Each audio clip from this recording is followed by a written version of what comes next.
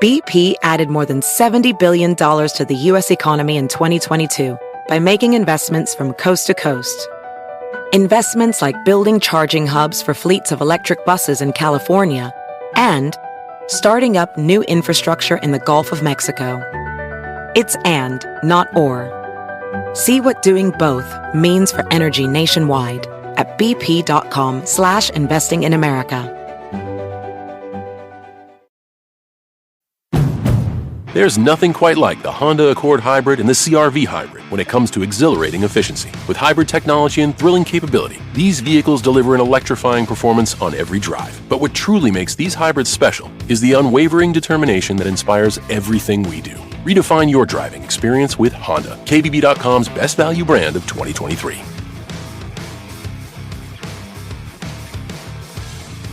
Based on 2023 brand image awards from Kelly Blue Book, visit KBB.com for more information. I'm your host, Annie Bowles, and this is News du Jour.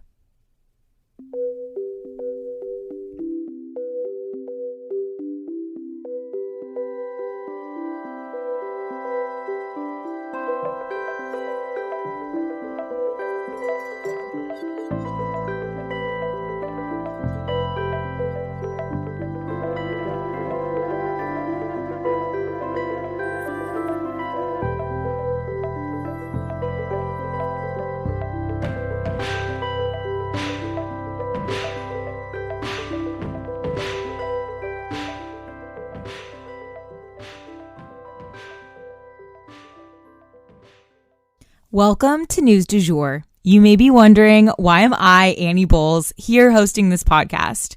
I usually start by telling people I'm a political baby.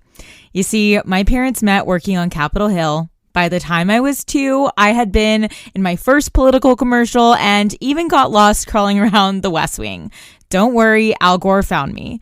My family then moved abroad when I was 9, and I attended an international school in Brussels with kids from all over the world. And it is this type of global perspective that I also bring to our show. I graduated from American University in DC after studying political science and art history, as well as interning on both sides of Capitol Hill. I even interned down the hall from where my parents met. I'm now pursuing a professional certificate in journalism at NYU in conjunction with Rolling Stone magazine. I guess I was always that friend in the group who cared deeply about not just what was going on politically, but also globally. I often kept my own friends informed through high school and into young adulthood, so I guess I've always done a version of this show. I'm genuinely passionate about following the news, and I'm here to break it down for you guys every weekday. We always strive to be a calmer space to get your news. Or, as one listener put it, like getting your news from a well-informed bestie. I'm so glad you're here. Hey, you guys, welcome back to the News du Jour. I wanted to say a huge thank you to anyone and everyone who came out yesterday. I was crazed through the entire day and just not keeping up with my phone in the normal way that I would, but we had 62 sign-ins total, so that's huge, and I wanted to say a huge thank you. A lot of people who signed in didn't know much about what we were doing, so it was so much fun to educate people and let them know why we were at the Capitol, but it was also fun to finally meet some of you guys in real life and see some old faces and some new faces, and it was just so much fun to put back on my, lobbyist Capitol Hill hat. It's something that I haven't worn in a minute, and it was just fun to knock doors. What's more, we didn't get a single no on Capitol Hill yesterday, and we actually had a few different representatives want to co-author the bill with us. So it just goes to show that advocacy days on the Hill can really make a difference for a piece of legislation.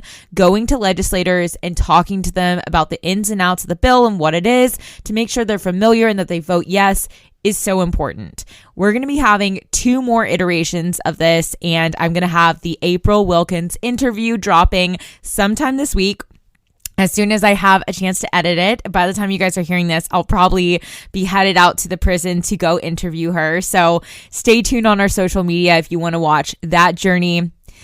Anywho, Thank you to everyone, and I appreciate the support. And if you haven't signed yet, please be sure to sign the petition for Senate Bill 1470, linked in our show notes. And if you want more information about what it is, all of that information is at the petition, so you can click that same link to learn about our bill. So we're going to be spending the vast majority of today's episode on some next updates. There is a lot to cover here, you guys. And then we're going to be ending the day on one shorter story. Let's jump in. So from fiery meetings to apologies to search warrants to candlelit vigils and more in the wake of Nex Benedict's passing, I want to go through it all with you guys. Let's jump in. So first and foremost, I wanted to talk about the body cam footage that has come out. So body cam footage from Nex's hospital visit has come out to the public. Nex said that they and a friend had been harassed at school about their clothes and the way that they laughed. And that is when Nex threw water onto one of the girls in the bathroom, and the physical fight then broke out. And this is according to what she said to the officer in her hospital room. Nex also said that they did not know these girls. And I think that's an important piece of information. There wasn't some sort of other fight going on amongst these classmates. And then I want to touch on the search warrant for the school. So the Owasso Police Department has also obtained a warrant for the high school where Nex was attacked, according to Fox 23 News. They are said to have been looking for any physical evidence, be it cell phones, laptops, student records, video footage, blood, hair, or fibers left behind from the fight in the bathroom, and more. 137 photos were gathered in relation to the case, as well as swabs taken from the bathroom and student records pulled, again, according to Fox 23. As a reminder, we do not yet have Nex's exact cause of death, and that is something that people are really holding their breath waiting for. But we do know that Nex was attacked in a bathroom at school and was taken to the hospital for their injuries. And we know that Nex cited the way that they dressed as a cause for that physical altercation and the verbal altercation that happened prior. Governor Stitt's statement on Nex's death read, quote, "Sarah and I are saddened to learn of the death of Nex Benedict, and our hearts go out to Nex's family, classmates, and the Owasso community. The death of any child in an Oklahoma school is a tragedy, and bullies must be held accountable. As we await the results of the investigation, I urge the Owasso Police and Owasso Public Schools to be forthcoming and transparent with the public." End quote. Signed, Governor Kevin Stitt. While Stitt's message was far from apologetic for his using of anti-LGBTQ plus language and championing of anti-trans bathroom policies, Ryan Walters is actively doubling down on his stance and former statements. He has come out in a New York Times article claiming that quote unquote radical leftists created the narrative surrounding Nex's death. And I think this is a reason why, that cause of death report is going to be really important. We can really see what exactly attributed to Nex's passing. So that's something a lot of people are waiting for. And of course, we will keep you guys posted on that. If we hear anything, it will go to our Instagram stories first, and then we'll, dive deeper into it on the podcast. But a lot of upsetting language has come to the forefront since Nex's death, primarily the words of State Senator Tom Woods. He literally said, quote, "We are a Republican state, supermajority in the House and Senate. I represent a constituency that doesn't want that filth in Oklahoma," end quote. Yes, he said that. State Senator Tom Woods. So if Tom Woods is your senator and you disagree with him on LGBTQIA plus people being filth, maybe give him a phone call and let him know that, because he seems to think that all of his constituents think this way. And actually, it looks like many of Nex's classmates do not agree with Senator Woods. They staged a walkout on Monday to protest the culture of bullying within their school. The students held signs that read, quote, "Trans youth belong here," end quote, and quote, "You matter," end quote, and quote, "Justice for Nex," end quote. They held photos of Nex and signs with Nex's name. Candlelit vigils were also held throughout the state, Tulsa, Owasso, and OKC, although many other locations potentially held them as well. Those are just the ones I know about. However, on a related note, I wanted to let you guys know that a man was convicted in the killing of a transgender woman and charged with a hate crime in South Carolina.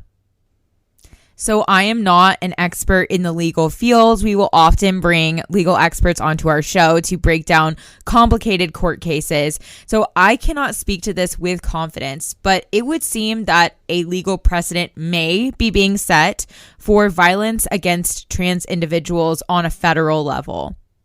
A man in South Carolina was convicted of killing a 24-year-old trans woman on Friday. This was the very first federal murder trial of a hate crime based on someone's gender identity. There have been other instances where this has been prosecuted on the federal level, but through plea deals. This was the first time a hate crime of this nature actually went to trial, and he was found guilty and faces sentencing soon with life without parole on the table. We'll definitely keep you guys posted on that case, as well as how it may affect Nex Benedict's case in the court system. So that wraps up our Nex Benedict updates for you guys. Next up, we're discussing a $1 billion donation allowing for all medical students' tuition to be covered at Albert Einstein Medical School in the Bronx in perpetuity. So a Mrs. Ruth Gottesman has made an incredible donation to the Albert Einstein College of Medicine in the Bronx. Free tuition for all of the students going forward. She is a 93-year-old woman, and her husband was actually a Wall Street financier and mentee of Warren Buffett. He has since passed on, and she has now donated $1 billion of their family money to pay for funding for tuition of all current students who obviously had a very excited and emotional reaction to this news, and all students going forward. Sometimes medical tuition can cost up to $200,000, according to the New York Times. And again, according to the New York Times, it is, quote, one of the largest charitable donations to an educational institution in the United States, and most likely the largest to a medical school, end quote. Ruth has been working at the school for years, where she was studying learning disabilities and working on screening tests. What a great example of someone who dedicated their life to the greater good and put their money where their mouth was. And that is the news du jour. Today, I wanted to leave you guys with the quote, "The day you plant the seed is not the day you eat the fruit." If you enjoyed this episode, please subscribe on whatever podcast platform you use to listen. A rate and review on that platform or a shout out on social media would mean the world to us and help us to be able to keep creating the news du jour and reach more people who need a calmer space to consume the news. But the best way to support all of our work is to become a patron at www.patreon.com/sugarfree media, and that is also linked in our show notes. You can follow us on social media at newsdujour.podcast on both Instagram and TikTok. You can follow my personal account at It's Annie Bowles on both platforms as well. Any little noises you may hear in the background are my rescue pup. He has a little separation anxiety and always records with me. We appreciate you listening and look forward to telling you about the news again next time on News du Jour. Broadcasting from Oklahoma.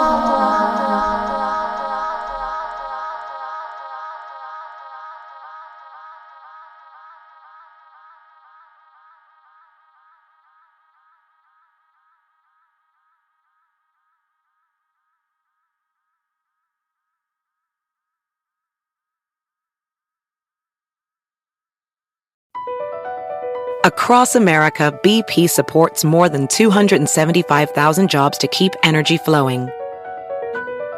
Jobs like building grid-scale solar energy in Ohio and producing gas with fewer operational emissions in Texas. It's and, not or.